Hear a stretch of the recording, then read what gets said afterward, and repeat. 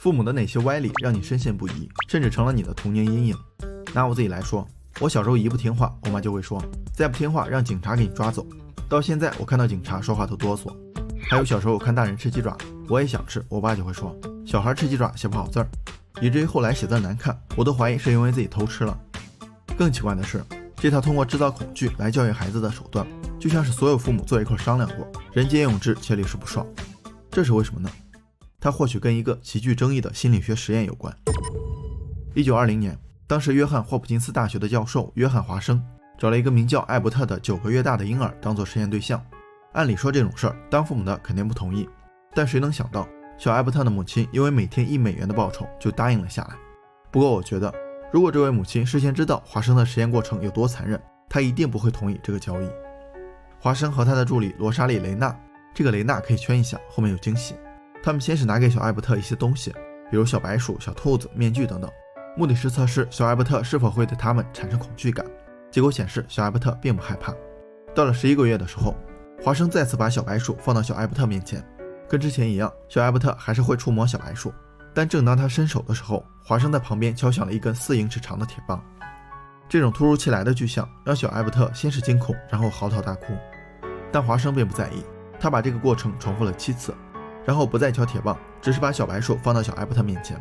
大家应该能猜到，小艾伯特对小白鼠产生了极度恐惧，他一边哭一边往别的地方爬。到了这里，恐惧能够通过条件作用习得的结论已经成立了。但华生的实验并没有结束，他又找来了相似的小白兔、小狗、白色皮毛大衣、棉花，甚至圣诞老人面具多次测试。结果小艾伯特对这些东西都感到害怕。31天后再次测试，结果依然如此。实验结束后，华生本该消除这种条件反射，但在完成最后一个实验后，小艾伯特离开了医院，矫正实验没能进行。也就是说，这种恐惧情绪可能会伴随小艾伯特一生。咱们可以想一下，如果在一个圣诞节的晚上，家人假扮圣诞老人送给他一只兔子，那得是多么恐怖的噩梦。凭借着这个违反伦理准则的实验，华生名声大噪，他还在实验中抽空出轨了前面提到的女助理雷娜。虽然被约翰霍普金斯大学开除，但之后进入广告界的他还是赚得盆满钵满。反观小艾伯特，根据改变心理学的40项研究记录，年仅6岁就死于脑积水，这跟实验有没有关系不得而知。同样，小艾伯特在短短的有生之年是否克服了恐惧，我们也永远无法得知了。其实这个实验更像是华生用来验证自己理论的证据。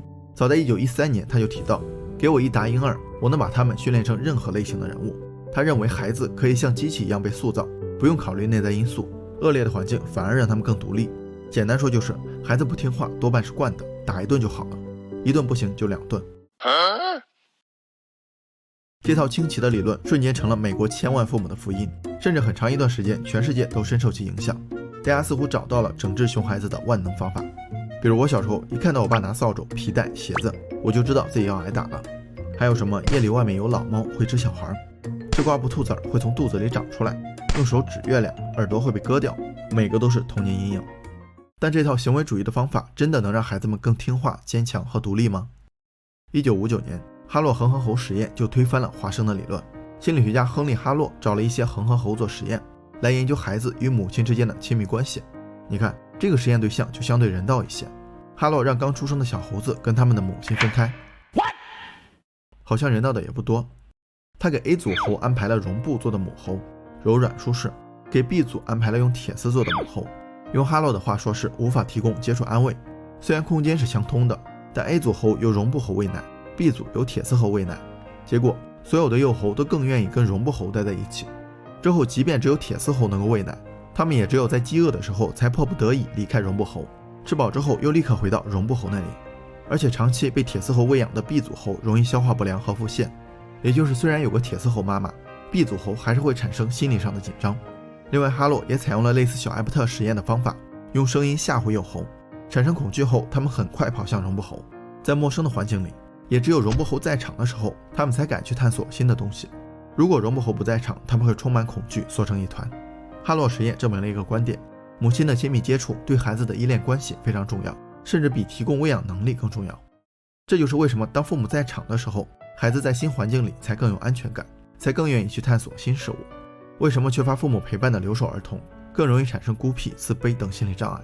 因为父母是孩子安全感的来源，陪伴和关爱是任何东西都取代不了的。